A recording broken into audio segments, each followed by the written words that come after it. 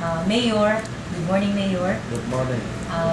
We are here to conduct an interview with you, a video interview with regards to the sponsored program of PhilHealth and how has it been implemented here in Bislig City, and then how has it helped our Bisliganos, no?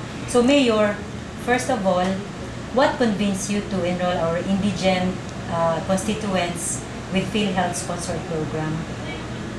Well, first, PhilHealth is already an existing program of the city government, obviously, before my assumption as city mayor, because this is my first term as city mayor of the city of Bislig. And secondly, it is also one of my priority program during my campaign period, PhilHealth for all Bisligano.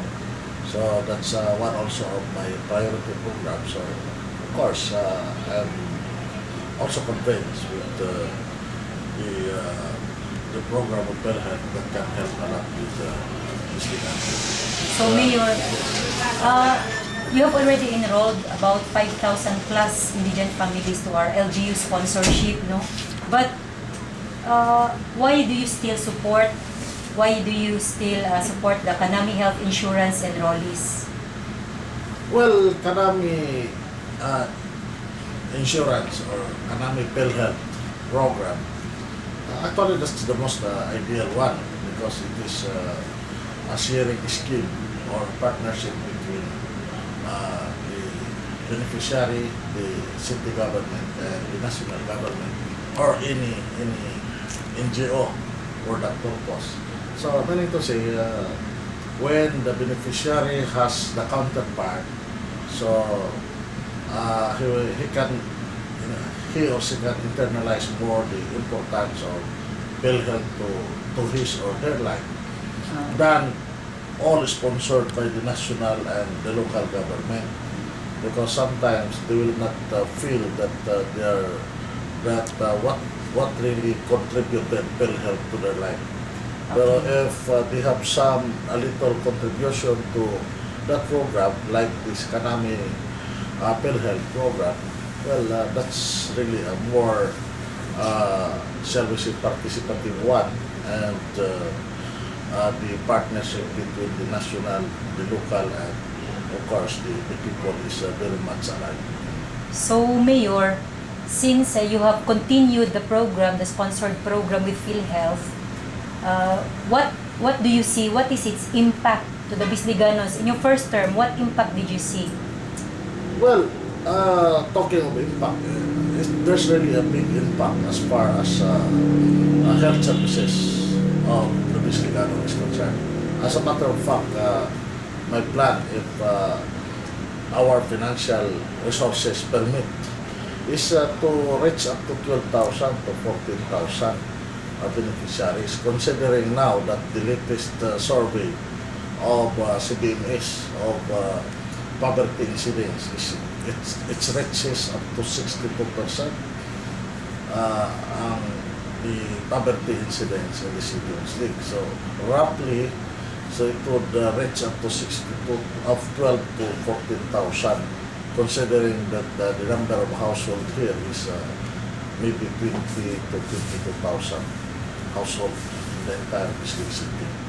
So that's our projection. But sad to note that this year, 2012, the PhilHealth increases the amount, while our internal revenue allotment decreases of about 60 million, while the PhilHealth contribution increases supposedly. Good that negotiation was still considered, but still 600. And that's why we have some ongoing negotiation with our League of Cities, also with PhilHealth, so that the President can come in for another subsidy, so that the cities now cannot incur much budgetary problem as far as our counterpart is concerned.